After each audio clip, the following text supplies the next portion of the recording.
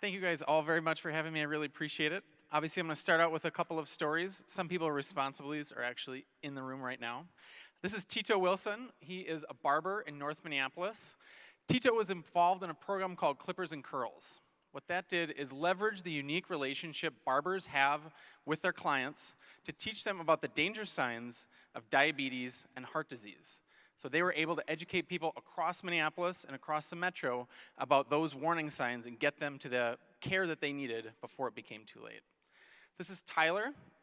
He's enrolled in the Guild Incorporated Integrated Healthcare Home System. Sorry, it's a lot of things. There's a lot of acronyms here. So he was dealing with some mental health issues. He was in an inpatient system looking to transition to outpatient. What they did is coordinated him with community resources and mental health resources to make that transition better. Now he's out in the community, actively engaged, not going back into inpatient. This is some of the people involved in the Morrison County Prescription Drug Task Force. And what they were doing is seeing all these opioids being overused, misused in their county, being flooded with all these problems. So what they did is brought in all the different stakeholders, people from the schools, people from the police, people from healthcare, and said, how do we address this? How do we change this? Since then, as you'll hear later today, saved over $1 million and got over 300 people off opioids. All these stories are from SIM. Many of these people are actively here right now. And I think what my charge to you is to figure out how to tell your story. What is your story? What is the thing that you guys need and what are the things you've accomplished that you want to get out there? The most important reason is that stories create change. We've already heard a lot of incredible stories here today, and I think we'll continue to those. And what I'm going to do is talk to you about how to find those things and how to get those stories out there to continue to doing that.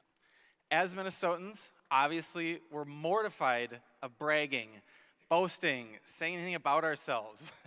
That's what I'm encouraging you guys to get over. We could do this. It's okay to say something good you've done. And trust me, I know you're Minnesotans. We all came out there. It's like 100 degrees. You either grew up here, married someone here, someone dragged you here. So I think embracing that, understanding that we're all in this together, we all understand that we're here to share those stories. So two things. First, why tell your story? Then we'll talk about how you tell your story. So why is it important to get the work you've done out there? Why is it important for other people to know about this? I think the biggest thing is it helps keep that program alive. All of the people here have put in countless hours, months, years of work into creating the work that you guys are doing.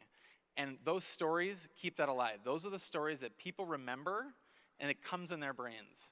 And obviously, to continue doing the great work you're already doing. Those stories are the things that stay in people's minds and say, oh, that was incredible. I need to try that, or I need to look at this a different way. And that's another way. We don't work in a vacuum. Other people are doing this across the city, across the state, and across the country. We want to help other people replicate your success. If you guys have an innovative model that's worked amazing in your clinic or in your state or in your city, help other people do that as well. So let's jump into the how. What are the nuts and bolts of thinking of that? Already we've heard a lot of incredible people, and that's really at the heart of all of these stories. The people that have really changed, the testimonials, the people saying, this is how it affected me. So thinking about the people that are directly impacted positively by the work that you're doing, those are your stories. Numbers obviously are incredible and are a big impact of what we do in that data, but thinking about how to tell your story and have that be a testimonial, the people are at it. So obviously understanding your audience. Who are the people that you're talking to? What can they do? Who are the gatekeepers to say, we're going to incorporate your program into our long-term vision? Who are the people that are going to say, we need to make this and take it to the next level? Now that you know your audience, what's your purpose? What are you trying to do? What are you trying to accomplish? Once you've crystallized that, then you find that perfect story that tells the story of the work that you're doing to take your work to continue it.